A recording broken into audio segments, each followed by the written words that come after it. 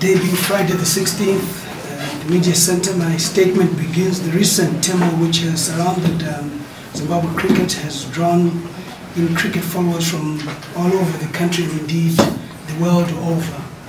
As an avid cricket follower, I wholeheartedly support the chevrons.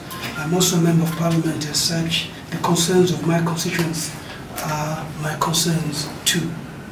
I say this because my background, I started playing cricket in 1984 at Frank Johnson School. I also played at Malvern, and I worked with the Zimbabwe Cricket Union then when Aaron Pichanik was the president, when Dave Houghton was the director of coaching, and when a man called Dave Levy. Some of the young boys will never know, but Joe knows who Dave Levy was. And played for all Dararians together with Graham Hick at the time. So certainly I have an understanding of cricket. I was involved with the development of cricket at the time, taking cricket to the high density areas so that the blacks could be part of cricket as well. So it's clear for people to understand the background. So I'm just not a mere politician, a member of parliament. If there's anything, I'm actually supposed to be a real sports administrator by excellency, but I decided to divulge into something which is not what I understand. There's been growing anger at the way in which Zimbabwe cricket has been run by its current and previous boards. The anger was brought to a head recently when the Zimbabwe Cricket Board unceremoniously sacked Heath Streak, Tatenda Taibu and the technical team, as well as the coaches and the technical teams for the Zimbabwe A and under-19 teams. The game of cricket in Zimbabwe is at a standstill. As the second most popular sport in Zimbabwe, with supporters numbering millions, the crisis which has arisen cannot be ignored. We cannot have a situation where the board fails to introspect. I think when the team is not doing well, when the management is not doing well, we also must look at the board. For a very long time, it is the players and the coaches who are fired, and yet we don't look at the board. But we have realized that the problem is not the players, it's not the management, but it is the board itself. And as such, it is about time we deal with the board. There is a history behind this.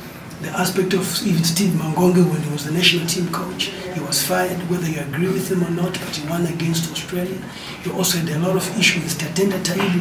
I personally clashed with Tatenda Taibu at some point when he was young, when we believed then that it was the whites and Indians who were trying to run this sport and take over.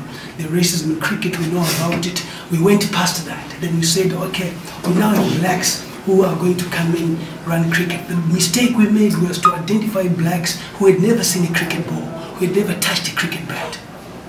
And this is where the problem went, with people like Ozzy Vuti coming in, with people like Mkutlani coming in. My good friend and lawyer, brother Wilson Manasseh, with due respect, he's a great lawyer, but he's not a great cricket administrator. We must be able to separate that. Ozzy Vuti is a banker.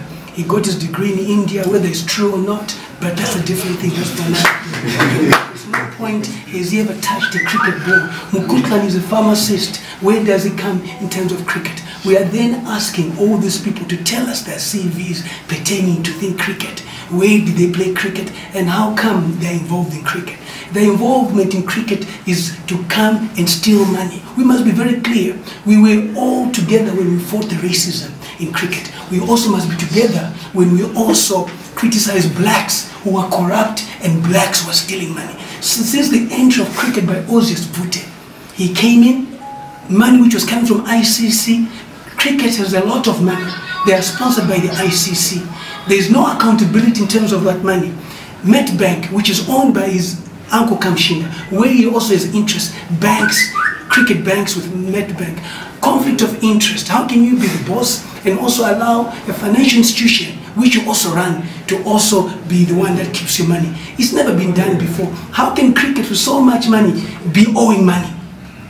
Today, every little money that comes through cricket, some of it goes to Metbank in terms of interest and so forth. But we want to now know that where has the money that Metbank has received from cricket gone to?